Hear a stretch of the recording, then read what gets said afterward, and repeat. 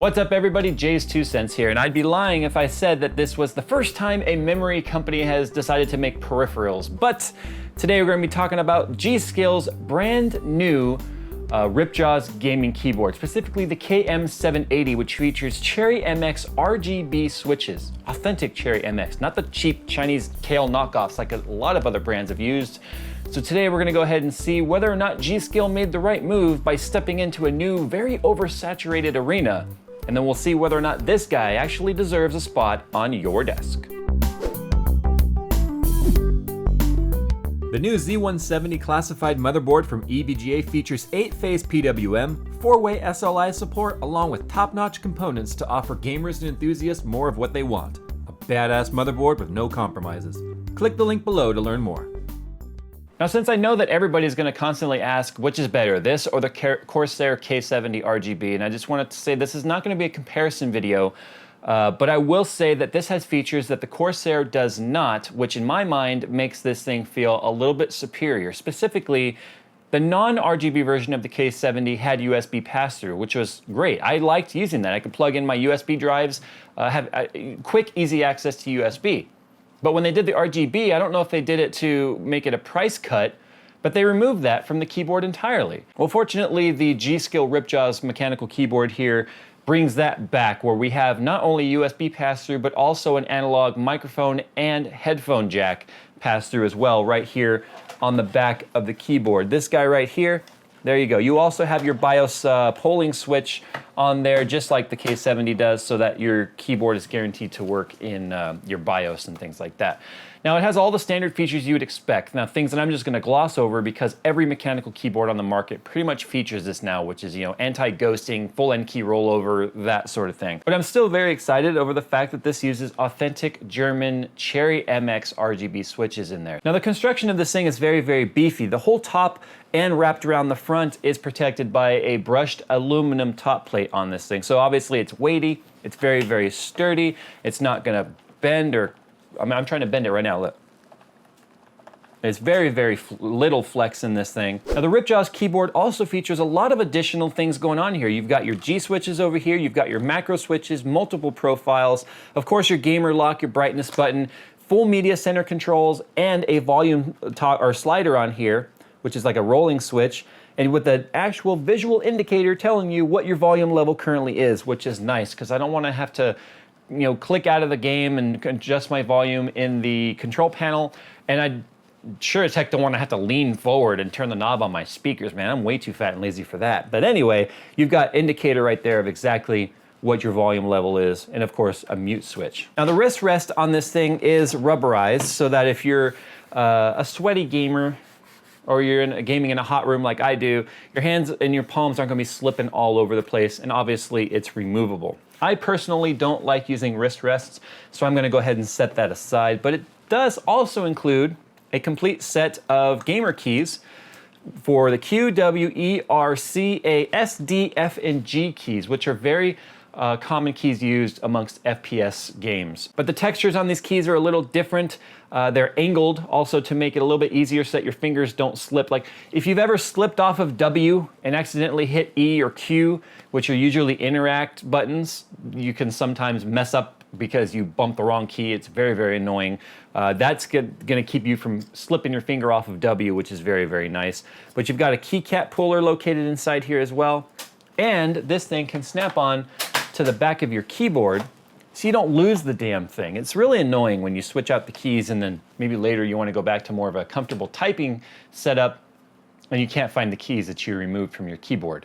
I'm guilty of that. I have no idea where my K70 extra keys are. I've even looked in the box, they're not in there. But something else that's featured on here that I am very excited to see is this little guy that flips up right here from under the keyboard.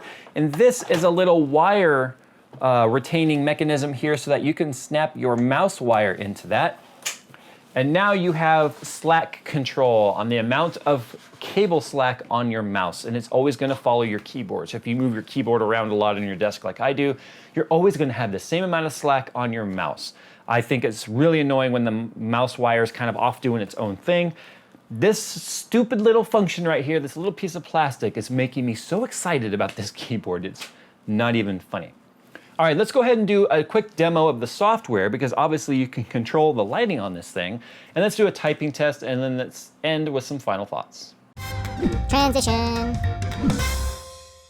Okay, so I finally figured out how to use the software after messing around with this for a while, and I don't feel this is as easy to use as it could be. So I feel like G.Skill needs to get their developers to really rework this app because it's not as easy to use as they advertise it to be, and that's important because this is half of the user experience is setting up the damn thing. All right, so you've got here your macro section. That's all pretty simple. Lighting profiles. We'll talk about that in a second, but you've got these three menus over here, customize for the different key presses and macros, setting for like end key rollover, polling rate, alert mode, repeat delay, sleep mode, all that sort of stuff, repeat rate acceleration, all self-explanatory stuff. But the lighting is the part that most people are going to be interested in simply because of the fact that this is the selling point of the keyboard, as far as I'm concerned anyway, when you have RGB Cherry MX switches in here. So if you go to lighting, you click the background tab right here. This shows you the background base colors for the lighting, which obviously is set to, you know, rainbow because they're demonstrating all the different colors available. If you click this, whatever color you have selected here, you could change the color of those key switches. You know, as you can see, I'm changing all of these to blue now. I could even grab like a, you know, section of the keyboard and be like, bam, we'll change them to blue. Or bam, we'll change those to yellow. Self-explanatory, easy enough, right? Okay, well, what if you wanted to do the effects? You've now changed this. It saves it immediately on the keyboard. It's not like, are you sure you want to save this and apply? It doesn't give you a chance to really apply it. You've got to, it does it right away. So if I didn't necessarily want pink and I did pink, now I've lost my ripple effect, right? So if I go to effect lighting over here, you've got a drop down here for wave, ripple, reactive, and breathing. Now if I select breathing, you can see right here, there's nothing in here. There's nothing to select, and if I can't hit OK or anything because there's nothing there, because before you can apply anything on this window, you've got to go into lighting profiles and set them up here. And what's really interesting about this is there are no profiles for any of these things until you create them. I would think that the base, you know, features of breathing, ripple, reactive, and wave would already be in here, but they're not. So as you can see, I made a ripple with white and green right here. There is no reactive, so you'd have to hit plus, call it reactive, and then you can set what the reactive color would be. So let's set it to, I don't know, yellow, and let's make it a duration of 1 second. So nothing happened, nothing applied. It created this, it saved it, but it didn't tell you it saved it. So you're sitting here going, what the heck just happened? Nothing changed on the keyboard, the colors didn't change, I'm typing, nothing's happening, it's not reacting. Well, that's because you've got to go over here to lighting, now select lighting effect. Ah, there's the reactive that we made. So now we can hit OK. Now look, now the reactive works. So I don't think that's very intuitive whatsoever, at all. I think there should be a save and apply rather than clicking one thing wrong and then undoing everything you've worked on. So that's not something I'm very interested in. I don't like the way that this is working at all. Now obviously you can't set any of these colors because it's in reactive, and it's reacting to the colors that we set over here in the profiles. Now to modify that, instead of doing it over here in the lighting tab where it seems like it would make the most sense, you then have to go back over here to the lighting profiles, and then you can change your reactive. Maybe I want a purple reactive. Nothing happened, right? Well, we've got to go over here and do background color, affect lighting, then go back to reactive, and there's our purple. See, we had to like reselect the same profile we already have selected to make it take effect. That's a terrible, terrible programming design. So this software, although it works, you really do have to like get kind of finicky with it. I mean, it's neat, but the software needs a lot of work. Now, everyone always complains that they want a typing test. Well, you know, it's only gonna sound as loud as my lavalier mic can pick this thing up. But anyway, their Cherry MX Brown switches are going to sound just like every other Cherry MX Brown, and we'll just do a little typing test now.